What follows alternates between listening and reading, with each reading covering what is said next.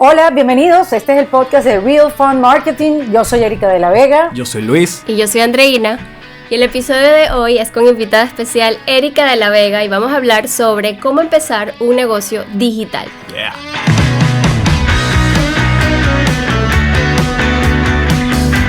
Erika, bienvenida a este podcast. Es un inmenso placer para nosotros tenerte el día de hoy conversando un poco sobre algo que le interesa a muchos emprendedores, los negocios digitales, la forma de monetizar en redes sociales, en internet, algo que seguramente muchas personas están buscando en estos momentos, muchos emprendedores.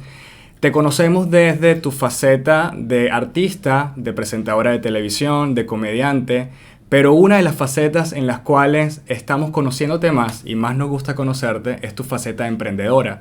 Estamos disfrutando realmente ese proceso de emprendimiento que llevas con tu podcast, con tus productos, con la forma como estás creando contenido en redes sociales y ayudando a tantas personas, a tantos emprendedores, a tantos dueños de negocios que están buscando una manera de proyectarse y tú eres una ventana para esos emprendedores. Para nosotros es un placer tenerte el día de hoy.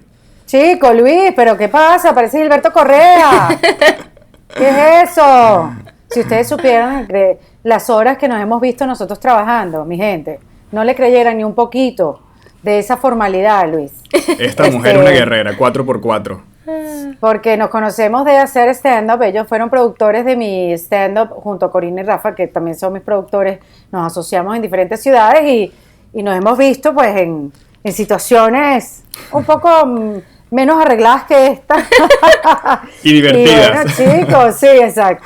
Me sorprende tu formalidad ante las cámaras. Bueno, pero hay que hacer una presentación como te lo mereces. Bien, Claro que sí. me gusta, André. Gracias por la invitación. Y bueno, fíjate, yo siento que yo he sido emprendedora desde hace mucho tiempo sin saberlo. Yo creo que no hay nada más difícil que ser un emprendedor. Si lo hubiese sabido, me hubiera ido al equipo de los empleados para siempre. Que estuve en el equipo de los empleados por un tiempo. Pero fíjate que en la radio, se trabajaba en la radio de Venezuela, se trabajaba y de una manera que nosotros nos daban unas cosas que se llamaban los cupos de radio, donde nosotros podíamos vender nuestro espacio a otro precio y a ciertos clientes que no fueran competencia de la radio. Entonces desde ahí ya uno estaba bregando la calle como vendedor. O sea, recuerdo mi primer cliente que fue un café que quedaba que sí en la Castellana, que fue la única persona que abrió la carta, porque yo le llevé una carta a diferentes clientes. Y fue, yo creo que el único que lo abrió, lo vendí por 3 lochas. Y bueno, y así empezó mi venta, pues, y mi carrera y tal, no sé qué. Pero esa figura de cupo se mantuvo a lo largo de todo el tiempo que yo estuve en la radio y era como tu pequeño Tarantín que, a medida que fue pasando la vida y los años, pude mejorarle el precio. Y después con Erika tipo 11, con Erika tipo web también. Que claro, ahí yo contaba con un equipo de gente. Yo creo que lo duro, y yo creo que el emprendedor también cuenta con un equipo de gente, pero cuando eres emprendedor digital, bueno, eres pues, todero. ¿qué te puedo decir? 180 grados. Sí, haces todo y no es fácil, pero bueno, es como, yo creo que esa mentalidad me lo dio a mí ser mamá. Que es que si no lo haces tú, no lo hace nadie. Ese es mi lema como mamá, que al principio, ¿sabes? Como que, si no le doy yo de comida al niño, no hay nadie que se la dé. O sea, está mi esposo, pero él le puede dar 2 veces al día. No pero podemos son contar varias con veces eso. al día, exacto, o sea, si no llevo al niño al médico, no hay nadie que lo lleve. No lo va a hacer mi mamá, no lo va a hacer nadie. Entonces, bueno, esa adaptación de la maternidad me dio a mí como esa también adaptación a todo, ¿no? Y a sentirme cómoda con esa frase de si no lo hago yo, no lo hace nadie. Sobre todo porque al final uno trabajaba en lo creativo, a uno se le ocurrió una idea y los otros lo ejecutaban, o en grupo lo ejecutábamos. Uno tenía una visión, una manera de hacer las cosas y un equipo lo hacía. Y todos como que llevamos ese trabajo a la pantalla de la televisión o al programa de radio. Pero ahora, ahora digo desde los últimos años para acá, bueno, sin duda ha sido un camino lleno de aprendizaje. Han habido experiencias donde he aprendido más que otras. Mira cómo he cambiado mi manera de hablar.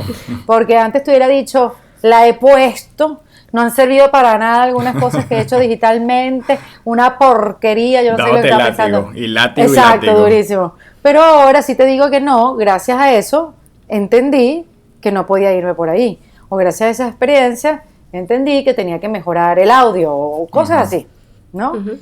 Entonces, bueno, ya yo no denigro, ya yo no le doy tan duro a los proyectos digitales que no seguí, porque yo creo que los proyectos digitales, el emprendimiento digital es la constancia. Ese es el secreto de todo. Eso es lo que te va a dar dinero, te va a dar credibilidad y te va a dar algo que hacer en la vida. Mientras no seas constante y creas que el público te va a perdonar que un día no pudiste estar y que el otro no sé qué y que un día te voy a poner un resumen de lo mejor porque me voy para la... Yo no me confiaría mucho en eso. O sea, porque sí hay mucha gente que te sigue, pero uno no se quiere conformar solamente con la gente que te sigue. Tú quieres más gente. O sea, en mi caso, me imagino que en todos, ¿no? Mientras más views y todo, pero igual, o sea, stand-up comedy, ustedes lo saben, yo quería llegarle a la mayor cantidad de gente posible. No me conformaba con, bueno, vamos a llamar a los venezolanos. Los venezolanos van a venir porque donde nos llamen, nosotros vamos a ir a la fiesta. Claro. O sea, nosotros nos queremos juntar, sobarnos, tocarnos. Pero yo quiero que mi voz la escuchen colombianos, puertorriqueños, cubanos, y yo viviendo en Miami hace 7 años, ¿cómo no querer llegarle a más gente? Yo creo que eso es parte de lo sabroso de ser comunicador, que te escuche cada vez más gente, ¿no? Sobre todo si tienes un punto de vista, un mensaje, y si estás dando algo, que eso es parte de lo que mi emprendimiento tiene diferente a lo que yo he venido haciendo antes. Esto es lo que está pasando también en estos momentos con tu podcast, que estás llegándole también a un público muy amplio. Tienes distintas emprendedoras, creadoras de contenidos que son colombianas, mexicanas, o sea, ya estás llegando a un público que deja de ser solamente ese público venezolano y empiezas entonces a darte a conocer, pero lo que es medio intrigante es que te das a conocer ya con una faceta distinta, con una faceta de emprendedora, de creadora de contenido, pero con un lema de ayudar a esas mujeres y también a los hombres, porque yo soy fan de tu podcast, lo escucho, lo veo, escondido de ti, Andreina, muchas veces, pero lo veo. Yo también lo veo, no me importa. Bueno, que aplique todo lo que aprenda. Por favor. No, eso está increíble. Yo creo, Luis, que tú estás hablando más del... O sea, ese podcast tiene un porqué, que no es el que estás diciendo. O sea, yo no me muestro ni me he querido mostrar ante nadie como la emprendedora que está creando contenido digital que aporta, jamás. Ese es el final de la línea. Uh-huh.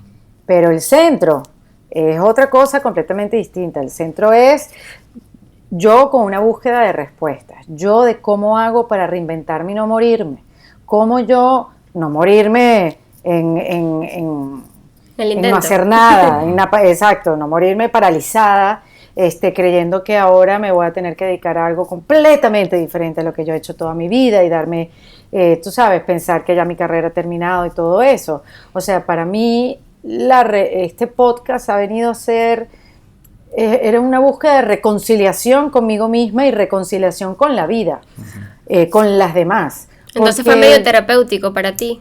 No, fue completamente terapéutico y sigue siendo terapéutico. Obviamente, después de hablar con más de 60 mujeres y de haber transcurrido 1 año y medio, donde semanalmente se entrega una conversación lo más real posible, lo digo porque yo no controlo a la invitada, pero es lo que trato de hacer, que sea una historia real, que sea realmente el backstage de la vida de cada una de ellas, no el highlight de cada una de ellas, porque si no, para eso vemos Instagram y ya se acabó. Sí. Entonces yo obviamente no soy la misma persona. Uh-huh. Es imposible ser la misma persona después de todo lo recorrido. Estoy en otra faceta de la reinvención. No estoy en el hoyo donde estaba, en la tristeza donde estaba, en la desesperanza que me rodeaba. Y la verdad que no era algo, o sea, yo tengo mi mejor amiga que me dice, yo cada vez que te escucho decir eso, yo no entiendo por qué tú dices eso si yo te veía tan bien. Porque al final sí, me podías ver bien. Nosotros nos veíamos, yo hacía stand-up y todo bien. Y hice puras cosas maravillosas y me lo disfrutaba todo. Pero por dentro había algo que no me dejaba vivir el momento, no me hacía feliz.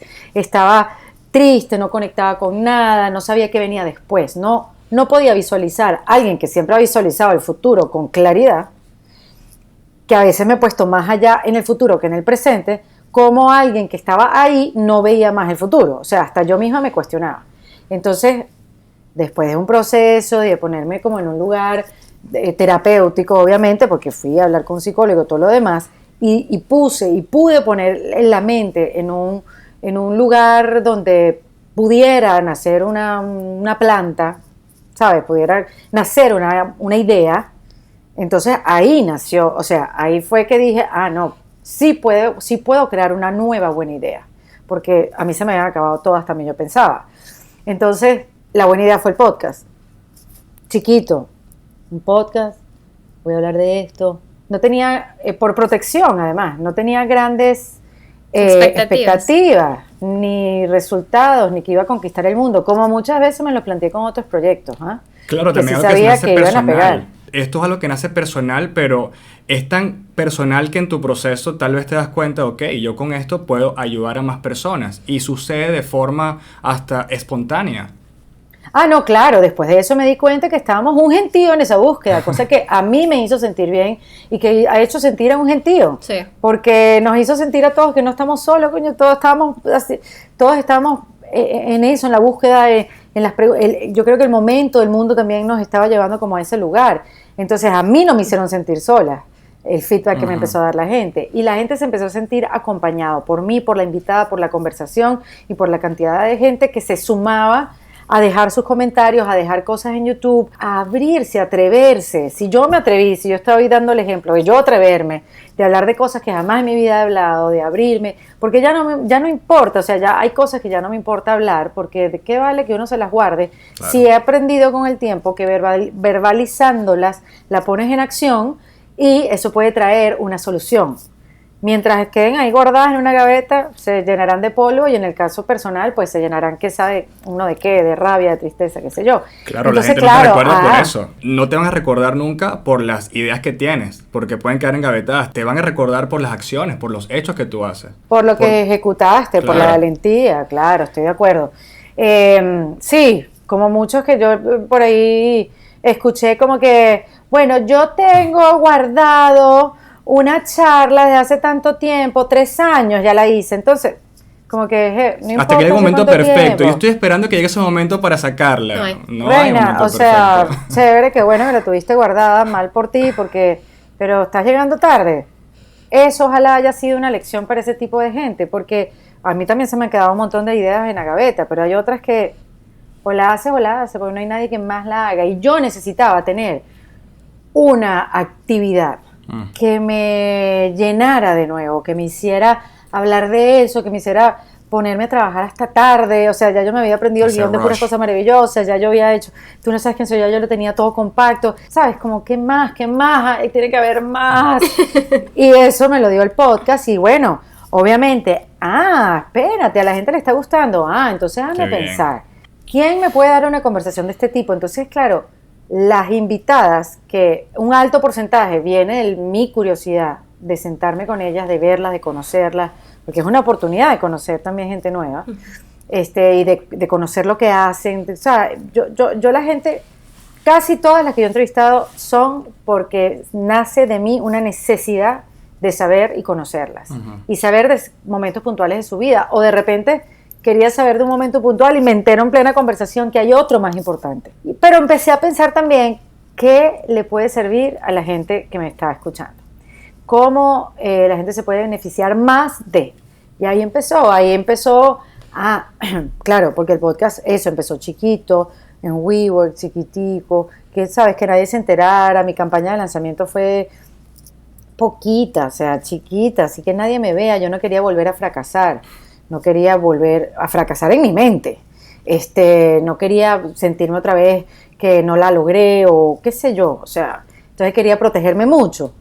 Pero la gente de WeWork un día como que, no, ¿sabes qué? Vamos a hacer el estreno y vamos a viajar por tantas ciudades y vamos a... Yo no estaba preparada para esto. Si yo soy una pobre niña reventándose. Pero bueno, eso fue una lección para mí, porque lo tomé como algo tipo... Esto lo tienes que hablar en voz alta, esto lo tienes que hablar en serio. Yo fui a Chile a estrenar este evento, al WeWork de Chile, donde yo invité a la gente de un día para otro, tipo guerrilla, porque era gratis. Y los WeWork no son muy grandes, o sea, bueno, el de Chile, que es grandísimo, se metieron 600 personas, pero hay otro como en el que estuve en Bogotá, que abren 150, porque además no es un sitio de eventos, pero se transformó en un sitio de emergencia.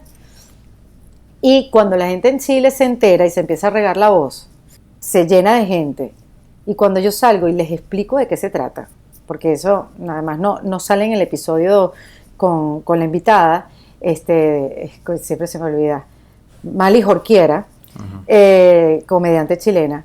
Pero yo les expliqué, mire, esto no es ningún stand-up, esto yo no vine a hacer un show, yo vine a hacer un podcast, que ya yo había grabado 2 episodios en Miami, que ese fue el primero que salió, el de Isabela Santo Domingo, que fue el primero que grabé, pero el de Mali fue el primero que grabé con público, fue el tercero, o sea, una cosa loca. Y entonces les expliqué y la gente que no entiendo nada, ¿qué hacemos aquí, Erika? ¿De qué va a venir a hablar? Y cuando yo empecé a hablar y empecé a hacer las preguntas que tenía preparada para hacerles a Mali, ¿sabes? Como que, y las cosas que yo hablaba, yo veía a la gente en el público haciendo así. Y eso fue lo primero que a mí me llamó la atención. ¿Cómo esta gente está diciendo que sí, si esto solamente lo estoy sintiendo yo? Si la que tiene el problema aquí soy yo, ¿cómo esta gente está diciendo que sí? Entonces, bueno, fui dándome cuenta y bueno, en este año y medio obviamente ha sido de aprendizaje, de comunicarlo mejor, de qué le gusta más a la gente, cómo lo vendo mejor en Instagram, cómo le llego más, cómo, ¿sabes? Cómo pongo la foto, pongo audio, pongo un video, hago una campaña de branding, le doy fuerza a los capítulos anteriores o no, porque para mí todo fue orgánico, o sea, yo no me preocupé, tú lo sabes, Luis, yo no me preocupé en un año podría decir, por meterle dinero al podcast. Sí. E invertir en él, y meterle promoción, y meterle... Todo se fue dando poco a poco. Fue creciendo mi canal de YouTube, fue creciendo los suscriptores, bueno, porque yo sabía que este contenido estaba bueno, yo estaba aprendiendo, el contenido estaba chévere, estábamos todos nutriéndonos, y era de verdad, y es de verdad, porque no sigue siendo. Es real. Sigue siendo.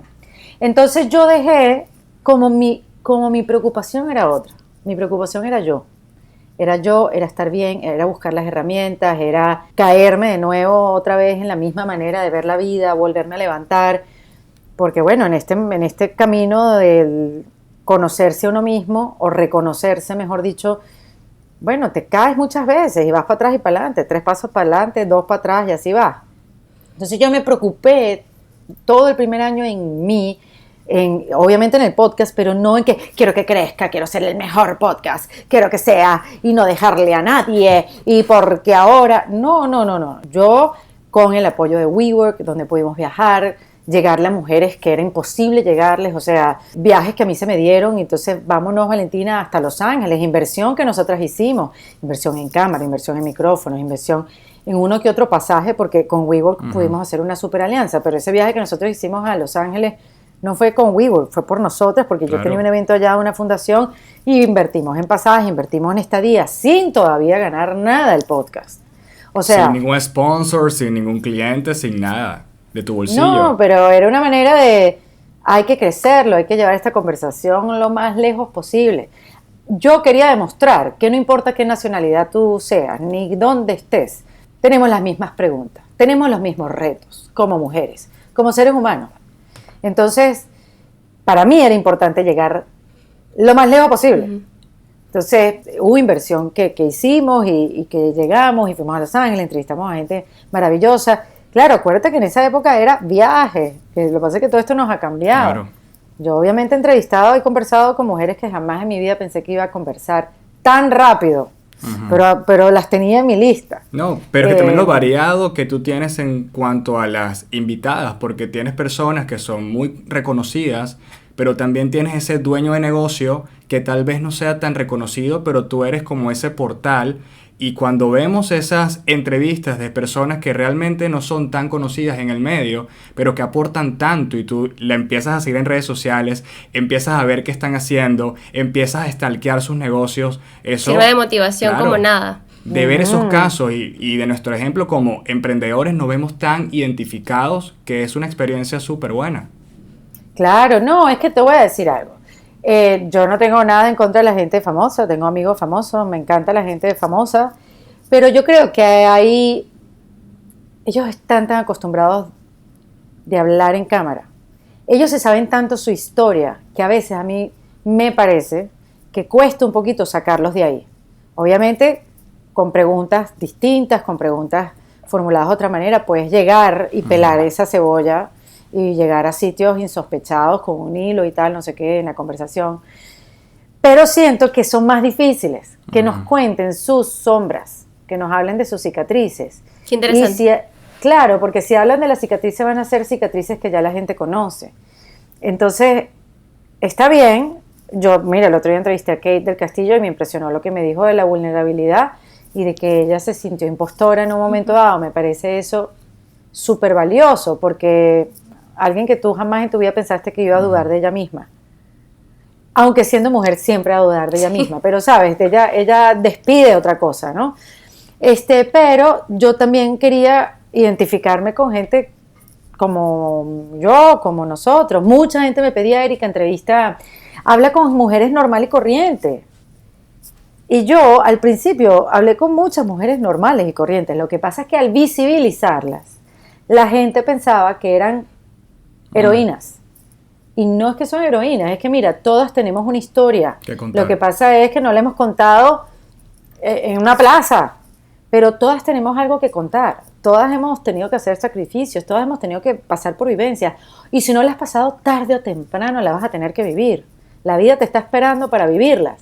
Y ojalá en ese momento, cuando tú las empieces a vivir, tengas las herramientas adecuadas para tú crecer en esas situaciones y no hundirte en esas situaciones. Wow. Eso es lo que yo he aprendido en estos escasos años de madurez, que han sido muy pocos, porque como siempre digo, llegué muy tarde a la madurez, gracias a Dios. Qué bueno. Y cuando tengo chance de eso es una trampa, no llegues. Es horrible, es horrible. Pero llegué hace poco, en verdad. Yo no fui madura cuando me hice mamá, al contrario. Y eso que fui una mamá grande, yo tuve a Matías a los 34 años. Pero no es que me hice mamá y ya soy madura, no.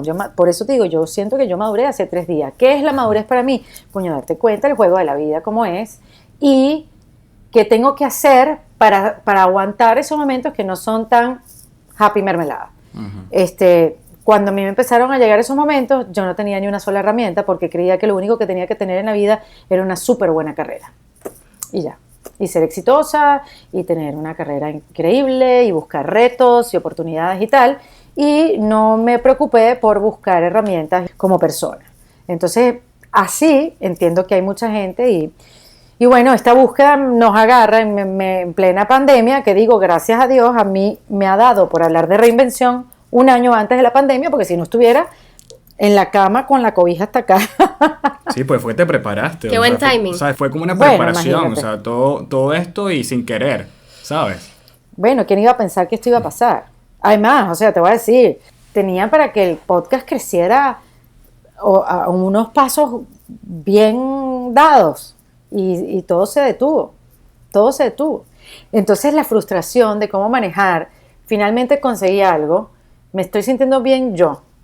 Estoy viendo que es un buen producto y que de aquí pueden crecer muchas cosas. Nace el newsletter, nacen estas charlas, obviamente, porque yo sin el podcast jamás pude haber hecho una charla sobre la reinvención, que es reinventarse y no reventarte. Y salen pues muchas otras cosas. Y ya justamente cuando iban a salir otras cosas, no se dieron. Entonces, ¿cómo manejo la frustración? De ya que por fin tengo algo en la mano, pasa esto. Y así le pasó a un gentío. ¿Sientes que el COVID, que esta situación por la que estamos pasando, te ha llevado, o como tú dices, te ha acercado a personas que pensabas que no ibas a llegar más rápido? O sea, ¿qué beneficios le has visto a estos meses? Bueno, sí, obviamente. Ese de poder alcanzar una conexión con alguien como Kate, como Tuti Furlan, como, no sé, gente, hablar con una española. A mí me gustan mucho los diferentes puntos de vista, porque a mí hablar con mujeres de diferentes nacionalidades que viven en otros países me abre la mente, me da perspectiva. O sea, si me pongo a hablar con gente que ha vivido lo mismo que yo y que ha estado rodeada de lo mismo que yo, que piensa igual que yo, entonces como que me quedo en el mismo lugar. Simplemente es una conversación donde rebotamos ideas. Pero si me abro y me pongo a ver cómo le fue la vida acá, que vivió en República Dominicana, y cómo está la otra en España, y cómo vivió ella el machismo, y cómo viviste tu infancia, wow, como que nos enriquecemos, porque además, primero te das cuenta de eso, que no eres el ombligo del mundo. Segundo, hay tanto que decir y tanto por aprender, que la nacionalidad no es una limitación, más bien es un beneficio, o sea, que podamos borrar esas fronteras que nosotros nos hacemos. Sí. Entonces, bueno, ¿qué me ha ayudado eso? Obviamente, llegarle a otro público, llegarle a más gente, otras nacionalidades también descubran la conversación, pero eso depende mucho de lo que uno quiera. O sea, yo, como les digo, a ver, yo siempre, desde que yo me fui de Venezuela, siempre pensé que para mí, que mira que vi pocas cosas a mi favor apenas salí, porque uno siempre ve la carencia, lo que me hace falta, lo que pudo ser, lo que tuve y ya no tengo. Eso es muy normal cuando uno se va y no ves lo que tienes a tu favor. Pero yo sí lo que vi a mi favor fue la posición geográfica. Yo podía hablarle a otro público y el reto para mí, el morbo que a mí me daba era cómo esta gente me va a entender. ¿Cómo yo me voy a presentar en un teatro en la calle 8, que fue el chiquito que es Catarsis? Porque ahí van cubanos y ahí van es la meca centroamericanos. De todo Miami. Claro, no importa si se está presentando un venezolano. Bueno, cuando yo me presenté era así, cuando George se presentaba era así. Ahí te agarraba el que se sentara, porque ya había una costumbre. Entonces mi reto era cómo yo me voy a hacer entender. Que no fueran groserías venezolanas, palabras venezolanas específicamente, porque ya la gente va a saber que yo soy venezolana nada más como yo hablo, no necesito recalcar que yo soy venezolana, ya yo me paro ahí y ya yo soy venezolana, ya, listo. Entonces ese era el reto, igual para cuando yo hice los programas en Telemundo para mí también era un reto, o sea, poderme comunicar con los mexicanos que ven la televisión hispana, o sea, cómo esta gente me va a... Ese era el reto, ¿cómo esta gente me va a entender? ¿Cómo voy a conectar? ¿Cómo voy a hacer un lazo en poco tiempo? Porque además acuérdate que yo llego a Estados Unidos y yo no tengo el mismo tiempo que tuve en Venezuela para hacer un lazo con el público, yo me tengo un poco corto tiempo. Uh-huh. Y entonces para mí eso siempre fue un reto y eso lo he traspolado a mis otros proyectos. ¿Cómo le llego a más gente? ¿Cómo me voy a conocer en otros mercados? Y mira lo que nos pasó, por ejemplo, con él. Porque si estamos contando nada más con el público venezolano, los vamos a dejar en la calle. Obvio. ¿Por qué? Uh-huh. Porque el público venezolano nos ama, nos quiere y todos tenemos algo que decir, pero no tienen plata para pagarnos a todos un ticket. Claro. Y eso nos pasó con el stand-up comedy, ustedes lo saben. Sí. En el stand-up chévere, al principio, bueno, yo cuando lo empezamos nosotros, 2016, sí, venían acá a presentarse, pero bueno... Uno tenía como sitios todavía donde no se había presentado unos u otros, o pasaba Chatén y al rato pasaba George, al rato pasaba yo. Pero ya después todo eso cambió y empezó a ser no solamente el stand-up, sino que uno empezaba a competir también con el concierto de Chino y Nacho, el concierto de Guaco, el concierto de Desorden Público, tu presentación, después quién viene. Antes uno se podía poner de acuerdo. Yo recuerdo que uno llamaba que sea... La oficina de Emilio, recuerdo que Corina llamaba a la oficina de Emilio, a Chatén creo que no le llamábamos, a George sí. Para no pisársela. Exacto, ¿dónde van a estar en marzo? Claro. Porque vamos a hacer y estamos... Entonces ellos te decían, no, yo lo tengo para mayo, perfecto, Laureano, ¿dónde está? Lo tenía como más o menos. Ya después no había nadie a quien llamar, ya la broma era después que... Qué chévere, veremos. Porque muchos conseguimos también la manera de hacer nuestro trabajo y ganar nuestro dinero. Pero con esto lo que te quiero decir es que qué sabroso poder ganarte otro público, porque también estás contando con ellos para que llenen tus salas. Uh-huh. Porque también estás contando con ellos para que escuchen tus productos y reguen la voz. Sí, claro, para que lleven el mensaje más lejos. Y que también te sales de tu zona de confort, porque ya no estás con la comodidad solamente de, ya estoy... Es como el comediante que se acostumbra siempre a hacer sus chistes para la misma audiencia. Ya llegas un momento en que estás cómodo, pero te vas entonces para otros bares, te vas para otros clubes. Claro. O sea, es completamente distinto. Ojo, y hago la salvedad. George Harris es la hostia, la rehostia. Y George ha roto barreras.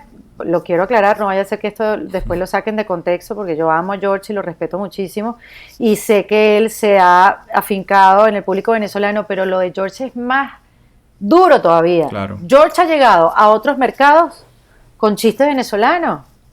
Eso nadie lo ha hecho. Es un caso Eso aparte. lo ha hecho George y esa es otra manera de hacerlo también. hay diferentes maneras de hacerlo. Yo me fui por el, no sé, el humor femenino, la universalidad el tema de la pareja y tal, no sé qué.